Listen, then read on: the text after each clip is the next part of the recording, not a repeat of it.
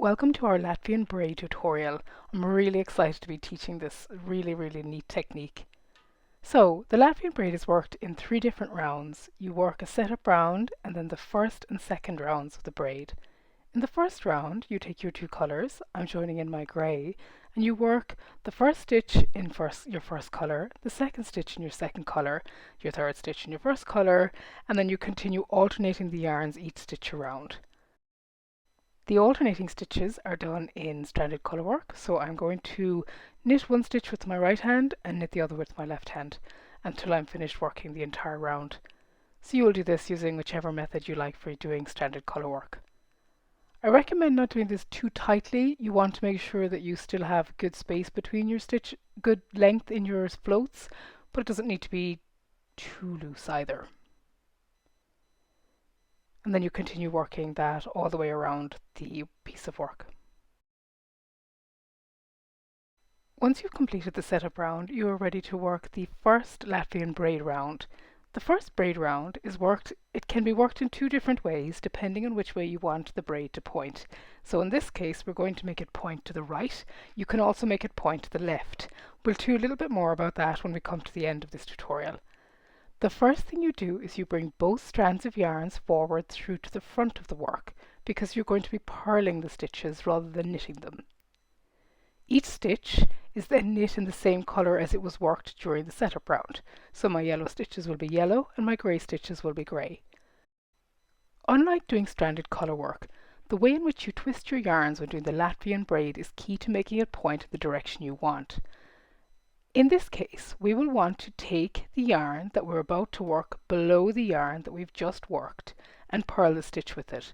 So here we're taking the grey yarn below the yellow yarn and we are working the next stitch purlwise. We're then taking the yellow yarn underneath the grey yarn and then working the next stitch.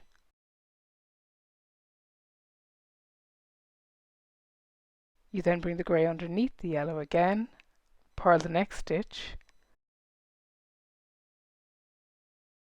and now you can kind of see that the stranding is coming through the front of the work, which is what actually forms the braid.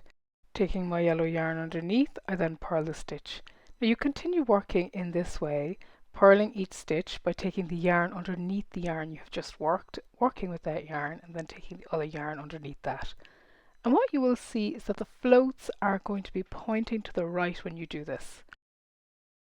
Now you continue working this all the way around until you've completed all of the stitches in the round. And you can see the braid is beginning to form already. During your first round, you're going to notice 2 things. One is that the yarns twist a lot when you're doing this, and that's because you're continually bringing one yarn under the other. That is just a feature of the Latvian braid. It's nothing that you're doing incorrectly. Sometimes you will need to pull it out a little bit to give yourself some working room. The good news is that this completely twists back the other way when you're doing the next round. The other thing to watch for is when you're purling your stitch that you don't bring the yarn back underneath to the other side of the needle like you might do if you were knitting. So it's just something to watch for. It's a little bit of something I find myself doing sometimes, and it saves you having to rip out stitches if you keep an eye on it.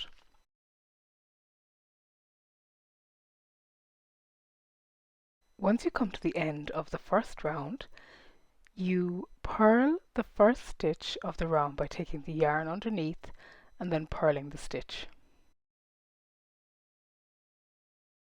Now, once you've purled the stitch, you are actually going to change the way in which you bring the yarns to purl. You are now going to take the yarn over the yarn you've just worked and purl the stitch. So you'll see here I've taken the yarn above the yellow instead of below.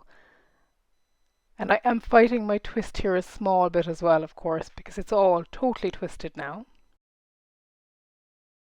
So once you've given yourself a little bit of untwisted space, take the yellow over the grey and purl the next stitch.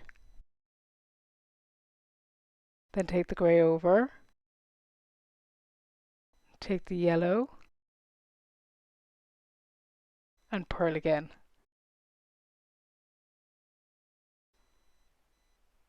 You'll now be able to see that you are beginning to create the top of your right leaning arrow of your braid.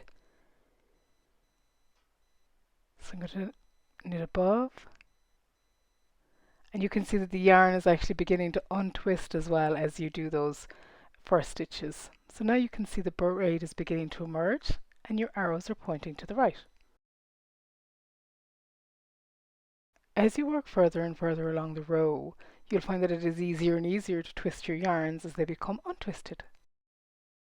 So you'll be able to get a little bit more speed, and you can see it a little bit more clearly here as well, that I'm taking the yarn over the other yarn rather than underneath as I did on the previous round. And now you can really see the braid emerging.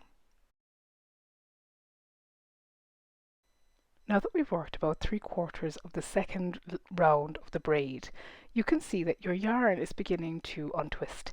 And that's one of the great features of the Latvian braid, is that in the first round they twist and in the second round they become totally untwisted. And now we can look at the final braid after knitting on a little bit.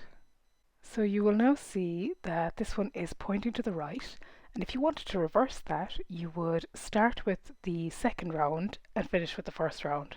So you would change the directions in which you twist your yarns to get the braid to go in a different direction.